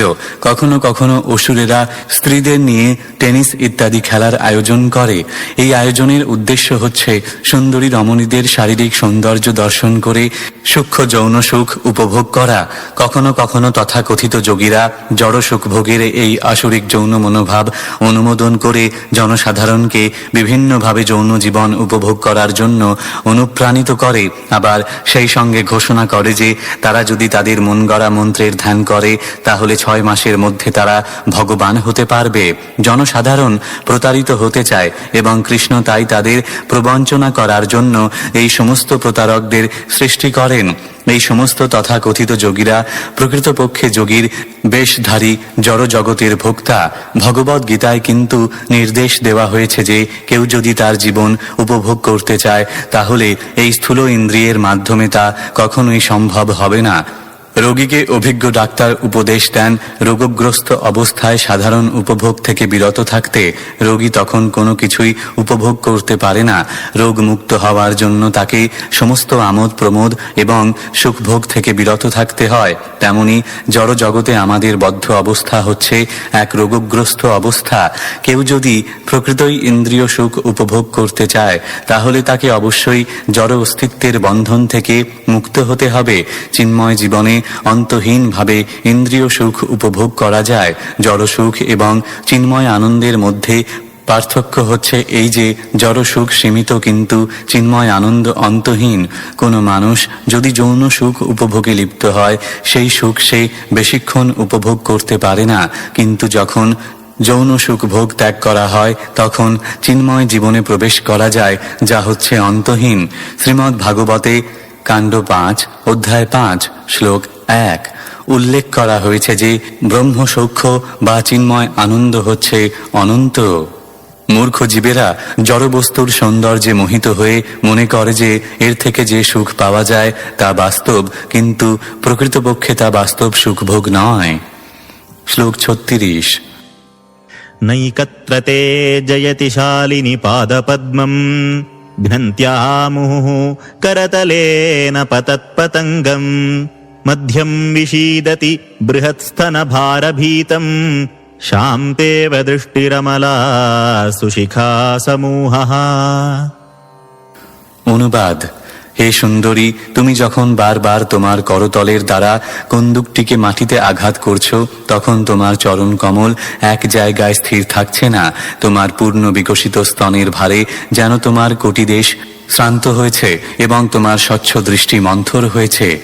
আহা, তোমার সুন্দর কেশদাম কি শোভা বিস্তার করছে। তাৎপর্য: অসুরেরা সেই রমণীর প্রতি পদক্ষেপে সুন্দর অঙ্গভঙ্গি দর্শন করছিল। এখানে তারা তার পূর্ণ বিকশিত পয়োধরের বিক্ষিপ্ত কেশদামের এবং সেই কন্দুক নিয়ে খেলার সময় তার চঞ্চল গতির প্রশংসা করছিল। প্রতি পদক্ষেপে তারা তার রমণী সুলভ সৌন্দর্য উপভোগ করছিল এবং সেই সৌন্দর্য উপভোগ করার সময় তাদের মন যৌন বাসনার দ্বারা উত্তেজিত হয়েছিল। পতঙ্গ যেমন রাত্রিবেলায় আগুনের প্রতি ধাবিত হয়ে মৃত্যুমুখে পতিত হয়, তেমনি অসুরেরা সুন্দরী রমণীর কন্দুক সদৃশ স্তনযুগলের আন্দোলনের শিকার হয়। সুন্দরী রমণীর বিক্ষিপ্ত কেশ কামার্ত অসুরদের হৃদয় জর্জরিত করে। শ্লোক 37 इति सायन्तनीं सन्ध्यामसुराः प्रमदायतीं प्रलोभयन्तीं जगृहुर्मत्वा मूढधियस्त्रियम्। অনুবাদ: মূঢ় বুদ্ধি অসুরেরা এইভাবে সেই সায়ংকালে সন্ধ্যাকে তার মোহময়ী রূপে নিজেকে প্রকাশকারিণী এক সুন্দরী রমণী বলে মনে করেছিল এবং তারা তাকে বলপূর্বক অধিকার করেছিল। তাৎপর্য, এখানে অসুরদের মূঢ়ধিও বলে বর্ণনা করা হয়েছে, অর্থাৎ তারা ঠিক একটি গর্ধবের মতো মহাচ্ছন্ন। অসুরেরা জড়রূপের মিথ্যা সৌন্দর্যের দ্বারা মোহিত হয়ে তাকে আলিঙ্গন করেছিল। শ্লোক 38। प्रहस्य भावगम्भीरम् जिघ्रन्त्यात्मानमात्मना कान्त्या ससर्ज भगवान् गन्धर्वाप्सरसां गणान्। অনুবাদ। তারপর পূজনীয় ব্রহ্মা গভীর ভাব ব্যঞ্জক হাস্য সহকারে যেন তার নিজের সৌন্দর্যকে নিজে উপভোগ করে গন্ধর্ব এবং অপ্সরাদের সৃষ্টি করেছিলেন। তাৎপর্য, উচ্চতর লোকের সঙ্গীতজ্ঞদের বলা হয় গন্ধর্ব এবং নর্তকীদের বলা হয় অপ্সরা। যক্ষ ও রাক্ষসদের দ্বারা আক্রান্ত হয়ে এবং এক সুন্দর রমণীরূপে সন্ধ্যাকে প্রকাশ করে পরে ব্রহ্মা গন্ধর্ব ও অপ্সরাদের সৃষ্টি করেছিলেন। যখন ইন্দ্রিয় তৃপ্তির জন্য সঙ্গীত ও নৃত্যের প্রয়োগ হয় তখন তা আসুরিক, কিন্তু সেই একই সঙ্গীত ও নৃত্য যখন পরমেশ্বর ভগবানের মহিমা কীর্তনে প্রযুক্ত হয় তখন তা দিব্য এবং তা পারমার্থিক আনন্দপূর্ণ জীবন দান করে। শ্লোক 39। विससर्जतनुं तां वै ज्योत्स्नां कान्तिमतीं प्रियां त एव चाददुः प्रीत्या विश्वावसुपुरोगमाः। অনুবাদ। তারপর ব্রহ্মা সেই কান্তিমতী প্রিয়া জ্যোৎস্নার রূপ পরিত্যাগ করলেন। বিশ্বাবসু প্রমুখ গন্ধর্বেরা তখন তা সাদরে গ্রহণ করেছিলেন। শ্লোক 40। सृष्ट्वा भूतपिशाचांश्च भगवानात्मतन्द्रिणा दिग्वाससो मुक्तकेशान् वीक्ष्य चामीलयदृशौ। অনুবাদ। তারপর ভগবান ব্রহ্মা তার আলস্য থেকে ভূত এবং পিশাচদের সৃষ্টি করেছিলেন, কিন্তু তাদের সকলকে নগ্ন এবং মুক্ত কেশ দেখে তিনি তার নেত্রদ্বয় নিমীলিত করেছিলেন। তাৎপর্য, অনিষ্টকারী ভূতপ্রেত এবং পিশাচেরাও ব্রহ্মার সৃষ্টি, তারা মিথ্যা নয়। তাদের কাজ হচ্ছে বদ্ধ জীবেদের জন্য নানা প্রকার দুঃখ দুর্দশা সৃষ্টি করা। পরমেশ্বর ভগবানের নির্দেশে ব্রহ্মা তাদেরও সৃষ্টি করেছিলেন। শ্লোক 41। जगृहुस्तद्विसृष्टां तां जृम्भणाख्यां तनुं प्रभोः निद्रामिन्द्रियविक्लेदो यया भूतेषु दृश्यते येनोच्छिष्टां धर्षयन्ति तमुन्मादं प्रचक्षते। অনুবাদ। জীবের স্রষ্টা ব্রহ্মা জৃম্ভন রূপ শরীর ত্যাগ করলে ভূত ও পিশাচেরা সেই শরীর গ্রহণ করল। এইটি লালাঝরা নিদ্রা নামেও পরিচিত। যে সমস্ত মানুষ অপবিত্র তাদের ভূত ও পিশাচেরা আক্রমণ করে এবং তাদের সেই আক্রমণকে বলা হয় উন্মাদগ্রস্ত অবস্থা। তাৎপর্য, অশুদ্ধ অবস্থায় থাকলে উন্মাদ রোগ হয় বা ভূতে পায়। এখানে স্পষ্টভাবে উল্লেখ করা হয়েছে যে মানুষ যখন গভীর নিদ্রায় অভিভূত থাকে এবং তার মুখ দিয়ে লালা ঝরে পড়ে এবং অশুদ্ধ অবস্থায় থাকে তখন তার অশুদ্ধ অবস্থার সুযোগ নিয়ে ভূতেরা তার শরীরকে আক্রমণ করে। অর্থাৎ নিদ্রিত অবস্থায় যাদের মুখ দিয়ে লালা পড়ে তারা অশুদ্ধ এবং তাদের ভূতের দ্বারা আক্রান্ত হয়ে উন্মাদ হওয়ার সম্ভাবনা থাকে। শ্লোক 42। ऊर्जस्वन्तं मन्यमान आत्मानं भगवानजः साध्यान् गणान् पितृगणान् परोक्षेणासृजत् प्रभुः। অনুবাদ। জীব স্রষ্টা পূজনীয় ব্রহ্মা নিজেকে বাসনা এবং শক্তিতে পূর্ণ বলে মনে করে। তার অদৃশ্য রূপের নাভি থেকে সাধ্য এবং পিতাদের সৃষ্টি করেছিলেন। তাৎপর্য, সাধ্য এবং পিতাগণ হচ্ছেন পরলোকগত আত্মাদের অদৃশ্য রূপ এবং তারাও ব্রহ্মার সৃষ্টি। শ্লোক 43। त आत्मसर्गं तं कायं पितरः प्रतिपेदिरे साध्येभ्यश्च पितृभ्यश्च कवयो यद्वितन्वते। অনুবাদ। পিতৃগণ তাঁদের অস্তিত্বের উৎস সেই অদৃশ্য শরীর গ্রহণ করেছিলেন। সেই অদৃশ্য শরীরের মাধ্যমে কর্মমার্গে পণ্ডিত ব্যক্তিরা সাধ্য এবং পিতৃদের সাধ্য উপলক্ষে পিণ্ড দান করে। তাৎপর্য: শ্রাদ্ধ হচ্ছে একটি কর্মকাণ্ডীয় অনুষ্ঠান যা বেদের অনুগামী ব্যক্তিরা পালন করেন। প্রতি বছর 15 দিনের এক পর্ব আসে যখন ধর্মীয় আচার অনুষ্ঠান পরায়ণ ব্যক্তিরা পরলোকগত আত্মাদের উদ্দেশ্যে পিণ্ড দান করেন।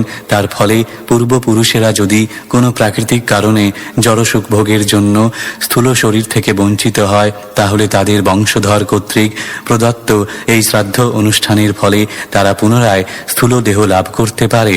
শ্রাদ্ধ অনুষ্ঠান বা পরলোকগত আত্মার উদ্দেশ্যে ভগবানের প্রসাদ নিবেদন করার প্রথা ভারতবর্ষে, বিশেষ করে গয়ায় আজও প্রচলিত রয়েছে, যেখানে একটি প্রসিদ্ধ মন্দিরে শ্রী বিষ্ণুর শ্রীপাদপদ্মে পিণ্ড নিবেদন করা হয়। এইভাবে বংশধরদের ভক্তিতে প্রসন্ন হয়ে ভগবান কৃপাপূর্বক যে সমস্ত পতিত পূর্বপুরুষ স্থূল দেহ লাভে বঞ্চিত হয়েছিল তাদের মুক্ত করেন এবং পারমার্থিক উন্নতি সাধনের জন্য তাদের পুনরায় স্থূল দেহ দান করেন। দুর্ভাগ্যবশত মায়ার বশীভূত হয়ে বদ্ধজীব ইন্দ্রিয় তৃপ্তি সাধনের জন্য তার শরীরকে নিয়োজিত করে এবং সে ভুলে যায় যে সেই প্রকার কর্মের ফলে তাকে পুনরায় এক অদৃশ্য শরীর ধারণ করতে হতে পারে। কিন্তু যারা ভগবত ভক্ত তাদের এই প্রকার শ্রাদ্ধ অনুষ্ঠান করতে হয় না, কেননা তারা সর্বদাই পরমেশ্বর ভগবানের সন্তুষ্টি বিধান করছেন। তাই তাদের পূর্বপুরুষেরা যদি কোনো অসুবিধায় পড়েও থাকে তাহলেও তারা আপনা থেকেই উদ্ধার লাভ করবে। তার একটি উজ্জ্বল দৃষ্টান্ত হচ্ছে প্রহ্লাদ মহারাজ। প্রহ্লাদ মহারাজ ভগবান নৃসিংহদেবকে অনুরোধ করেছিলেন তার পাপী পিতাকে উদ্ধার করার জন্য, যিনি ভগবানের শ্রীপাদপদ্মে বহু অপরাধ করেছিলেন। ভগবান তখন উত্তর দিয়েছিলেন যে যেই বংশে প্রহ্লাদের মতো বৈষ্ণবের জন্ম হয় সেই বংশে কেবল তার পিতাই নন, তার পিতার পিতা এবং তাঁরও পিতা, এইভাবে 14 পুরুষ আপনা থেকেই মুক্ত হয়ে যাবে। অতএব সিদ্ধান্ত হচ্ছে যে কৃষ্ণ ভাবনামৃত হচ্ছে পরিবার, সমাজ এবং সমস্ত জীবের জন্য সমস্ত উপকারের সমষ্টি। শ্রী চৈতন্য চরিতামৃততে গ্রন্থকার বলেছেন যে কৃষ্ণ ভক্তি পরায়ণ ব্যক্তি কোন রকম কর্ম মার্গের অনুষ্ঠান করেন না, কেননা তিনি জানেন যে পূর্ণ ভক্তি সহকারে শ্রীকৃষ্ণের সেবা করা হলে আপনা থেকেই সমস্ত কর্ম সম্পাদিত হয়ে যায়। শ্লোক 44। সিদ্ধান বিদ্যাধরাংশ্চৈব তিরোধানেন সোসৃজত তেভ্যো দদাত্তমাত্মানমন্তর্ধানাখ্যমদ্ভুতম। অনুবাদ: তারপর ব্রহ্মা তাঁর অদৃশ্য থাকার ক্ষমতা দ্বারা সিদ্ধ এবং বিদ্যাধরদের সৃষ্টি করেছিলেন এবং তাদের অন্তর্ধান নামক অতি অদ্ভুত দেহ প্রদান করেছিলেন। তাৎপর্য: অন্তর্ধান মানে হচ্ছে সেই সমস্ত জীবেদের উপস্থিতি অনুভব করা গেলেও চোখ দিয়ে তাদের দেখা যায় না। শ্লোক 45। স কিন্নরান কিম পুরুষান প্রত্যাত্যেনাসৃজৎ প্রভুঃ মানয়ন্নাত্মনাত্মানমাত্মাভাসম বিলোকয়ন। অনুবাদ: একদিন জীব স্রষ্টা ব্রহ্মা জলে তাঁর নিজের প্রতিবিম্ব দর্শন করেছিলেন এবং নিজেই নিজের প্রশংসা করে সেই প্রতিবিম্ব থেকে কিমপুরুষ এবং কিন্নরদের সৃষ্টি করেছিলেন। শ্লোক 46। তে তু তজ্জগৃহূরূপম ত্যক্তম যৎপরমেষ্ঠিনা মিথুনীভূয় গায়ন্তস্তমেভোষসি কর্মভিঃ। অনুবাদ: কিমপুরুষ এবং কিন্নরেরা ব্রহ্মার পরিত্যক্ত সেই প্রতিবিম্বিত রূপটি গ্রহণ করেছিলেন, তাই তাঁরা তাঁদের পত্নীগণ সহ প্রতিদিন উষাকালে তাঁর কার্যকলাপের বর্ণনা করে তাঁর গুণগান করেন। তাৎপর্য: সূর্যোদয়ের 1.5 ঘণ্টা পূর্বে প্রাতকালকে বলা হয় ব্রাহ্ম মুহূর্ত। এই ব্রাহ্ম মুহূর্তে পারমার্থিক কার্যকলাপের অনুষ্ঠান করার নির্দেশ দেওয়া হয়েছে। প্রাতকালে আধ্যাত্মিক কার্যকলাপ অনুষ্ঠানের ফল দিনের অন্য যে কোনো সময়ে অনুষ্ঠিত পারমার্থিক কার্যকলাপের ফল থেকে অনেক বেশি। শ্লোক 47। দেহেন বৈ ভোগবতা শয়ানো বহুচিন্তয়া सर्गेऽनुपचिते क्रोधादुत्ससर्जः तद्वपुः। অনুবাদ: এক সময় ব্রহ্মা তাঁর দেহ পূর্ণ মাত্রায় প্রসারণ করে শয়ন করেছিলেন। তিনি তার সৃষ্টিকার্য বৃদ্ধিপ্রাপ্ত হচ্ছে না দেখে অত্যন্ত চিন্তান্বিত হয়েছিলেন এবং ক্রোধবশত তিনি তখন তাঁর সেই শরীরও পরিত্যাগ করেছিলেন। শ্লোক 48। एहीयन्तामुतः केशा आहयस्तेऽङ्गजज्ञिरे सर्पाः प्रसर्पतः क्रूरा नागा भोगोरुकन्धराः। অনুবাদ: হে প্রিয় বিদুর, ব্রহ্মার সেই শরীরের কেশ চ্যুত হয়ে সর্পে রূপান্তরিত হল এবং হস্তপদাদি সংকুচিত হয়ে সেই দেহ যখন সর্পিল গতিতে গমন করছিল তখন বিস্তৃত ফণা বিশিষ্ট অত্যন্ত হিংস্র নাগদের সৃষ্টি হয়েছিল। শ্লোক 49। स आत्मानं मन्यमानः कृतकृत्यमिवात्मभूः तदा मनून् ससर्जां ते मनसा लोकभावनान्। অনুবাদ: একদিন প্রথম সৃষ্ট জীব স্বয়ম্ভু ব্রহ্মা তার জীবনের উদ্দেশ্য সার্থক হয়েছে বলে মনে করে তার মনের দ্বারা সমগ্র জগতের কল্যাণ সাধনকারী মনুদের সৃষ্টি করেছিলেন। শ্লোক 50। तेभ्यः सोऽसृजस्त्वीयम् पुरम् पुरुषमात्मवान् तान् दृष्टा ये पुरा सृष्टाः प्रशशंसुः प्रजापतिम्। অনুবাদ: আত্মতত্ত্বজ্ঞ স্রষ্টা ব্রহ্মা মানুষদের তাঁর স্বীয় রূপ দান করেছিলেন। মনুদের দর্শন করে দেবতা গন্ধর্ব আদি পূর্বে যাদের সৃষ্টি হয়েছিল তারা প্রজাপতি ব্রহ্মাকে প্রশংসা করতে লাগলেন। শ্লোক 51। अहो एतज्जगत्स्रष्टः सुकृतम् बत ते कृतम् प्रतिष्ठिताः क्रिया यस्मिन् साकमन्नमदामहे। অনুবাদ: তারা প্রার্থনা করেছিলেন, হে ব্রহ্মাণ্ডের স্রষ্টা, আমরা অত্যন্ত আনন্দিত হয়েছি। আপনি যা সৃষ্টি করেছেন তা অতি উত্তম। যেহেতু এই কর্মসমূহ মনুষ্য জীবনে যথাযথভাবে প্রতিষ্ঠিত হয়েছে তাই আমরা সকলে যোগ্য ভাগ গ্রহণ করতে সক্ষম হব। তাৎপর্য: যজ্ঞ অনুষ্ঠানের গুরুত্ব ভগবদ্গীতাতেও উল্লেখ করা হয়েছে। তৃতীয় পরিচ্ছেদের 10ম শ্লোকে ভগবান প্রতিপন্ন করেছেন যে সৃষ্টির আদিতে ব্রহ্মা যজ্ঞ সহ মনুদের সৃষ্টি করে তাদের আশীর্বাদ করে বলেছিলেন, এই যজ্ঞ বিধি অনুষ্ঠান করো এবং তার ফলে ধীরে ধীরে তোমরা আত্ম উপলব্ধির আদর্শ স্তরে উন্নীত হবে এবং সেই সঙ্গে জড়জাগতিক সুখও ভোগ করবে। ব্রহ্মার সৃষ্ট সমস্ত জীবেরা হচ্ছে বদ্ধ জীব এবং জড়জগতের উপর আধিপত্য করার স্বাভাবিক প্রবণতা তাদের রয়েছে। যজ্ঞ অনুষ্ঠানের উদ্দেশ্য হচ্ছে ধীরে ধীরে জীবকে পারমার্থিক উপলব্ধির স্তরে উন্নীত করা। এই ব্রহ্মাণ্ডে সেইটি হচ্ছে জীবনের শুরু। তবে এই সমস্ত যজ্ঞ অনুষ্ঠানের উদ্দেশ্য হচ্ছে পরমেশ্বর ভগবানের প্রসন্নতা বিধান করা। পরমেশ্বর ভগবানকে সন্তুষ্ট না করলে অথবা কৃষ্ণ ভাবনায় ভাবিত না হলে কেউই জড়জাগতিক সুখ ভোগের ব্যাপারে অথবা পারমার্থিক উপলব্ধির ক্ষেত্রে সুখী হতে পারে না। শ্লোক 52। तपसा विद्यया युक्तो योगेन सुसमाधिना ऋषिर्हृषिकेशः ससर्जाभिमताः प्रजाः। অনুবাদ: তপস্যা, উপাসনা, ধ্যান এবং ভক্তিযুক্ত সমাধির দ্বারা তার ইন্দ্রিয় সমূহ বশীভূত করে স্বয়ম্ভু ব্রহ্মা তার প্রিয় পুত্ররূপে ঋষিদের সৃষ্টি করেছিলেন। তাৎপর্য: যজ্ঞ অনুষ্ঠানের উদ্দেশ্য হচ্ছে জড়জাগতিক অর্থনৈতিক উন্নতি সাধন, অর্থাৎ তাদের উদ্দেশ্য হচ্ছে পারমার্থিক জ্ঞানের অনুশীলনের জন্য দেহকে সুস্থ এবং সক্ষম রাখা। কিন্তু প্রকৃত আত্মজ্ঞান লাভের জন্য অন্যান্য যোগ্যতার প্রয়োজন যা অপরিহার্য।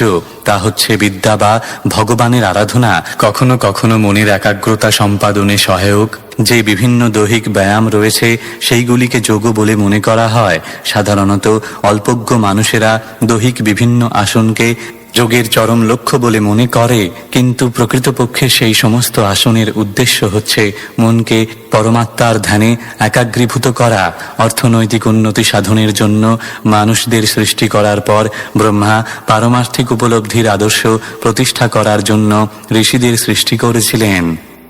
শ্লোক 53। तेभ्यश्चैकैकशस्वस्य देहस्यांशमदादजः यत्तत्समाधियोगर्धिः तपो विद्या विरक्तिमत्। অনুবাদ: ব্রহ্মাণ্ডের স্রষ্টা আজ ব্রহ্মা তার প্রত্যেক পুত্রকে তার দেহের এক একটি অংশ দান করেছিলেন, যা গভীর ধ্যান, মনের সমাধি, অলৌকিক শক্তি, তপশ্চর্যা, ঋদ্ধি এবং বৈরাগ্যযুক্ত ছিল। তাৎপর্য: এই শ্লোকে বিরক্তিমত শব্দটির অর্থ হচ্ছে বৈরাগ্যযুক্ত। জড়সুখ ভোগের প্রতি আসক্ত বিষয়ীরা কখনো পারমার্থিক তত্ত্ব উপলব্ধি করতে পারে না। যারা ইন্দ্রিয় সুখ ভোগের প্রতি অত্যন্ত আসক্ত, তাদের পক্ষে পারমার্থিক তত্ত্বজ্ঞান লাভ করা সম্ভব নয়। ভগবদ্গীতায় উল্লেখ করা হয়েছে যে যারা জড় বিষয় এবং জড়সুখ ভোগের প্রতি অত্যন্ত আসক্ত, তারা কখনো যোগ সমাধি বা কৃষ্ণ ভাবনায় মগ্ন হতে পারে না। যারা বলে যে এই জীবনে জড়সুখ উপভোগ করার সঙ্গে সঙ্গে পারমার্থিক উন্নতি সাধন করা যায়, তাদের সেই মতবাদ সম্পূর্ণ ভ্রান্ত। বৈরাগ্যের তত্ত্ব হচ্ছে 4টি: 1. অবৈধ স্ত্রীসঙ্গ বর্জন, 2. আমিষ আহার বর্জন, 3. মাদকদ্রব্য বর্জন এবং 4. দ্রুতক্রীড়া বর্জন। এই 4টি অনুষ্ঠানকে বলা হয় তপস্যা। মনকে পরমেশ্বর ভগবান শ্রীকৃষ্ণের ভাবনায় মগ্ন করাই হচ্ছে পারমার্থিক উপলব্ধির পন্থা। ইতি শ্রীমদ্ ভাগবতের 3য় স্কন্ধের মৈত্রেয় বিদুর সংবাদ নামক 20 অধ্যায়ের ভক্তি বেদান্ত তাৎপর্য।